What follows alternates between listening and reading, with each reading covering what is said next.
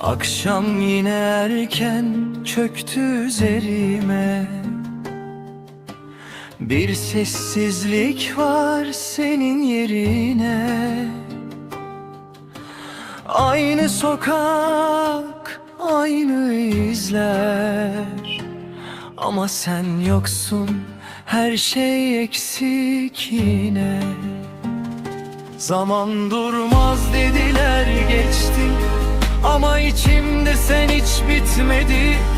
Ne unuttum ne vazgeçtim, sadece sustum, bekledim.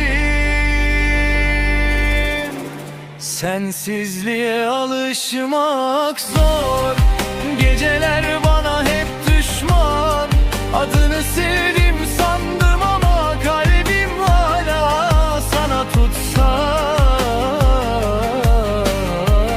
Gelsen bile geçmiyor artık, gitmesen olur muydu baştan? Hasret büyüdü içimde, sevgi kaldı sen yokken.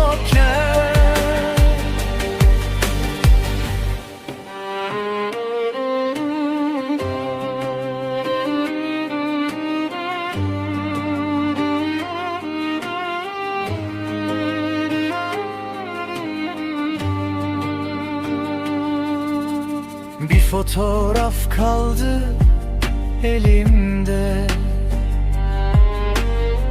gülüşün donmuş bir anda. Herkes yoluna bak dedi, ama kalbim seni sormakta. Bir şarkı çalıyor uzaktan, sözleri bizi anlatan. Gözlerim doluyor sessizce, kimse anlamaz bu halimde. Sensizliğe alışmak zor, geceler bana hep düşman.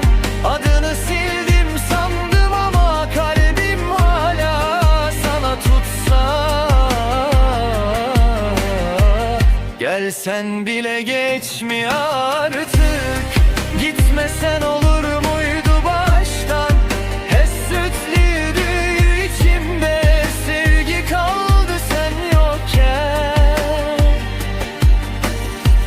Sensizliğe alışmak zor, geceler bana hep düşman. Adını sildim sandım ama kalbim hala sana tutsa.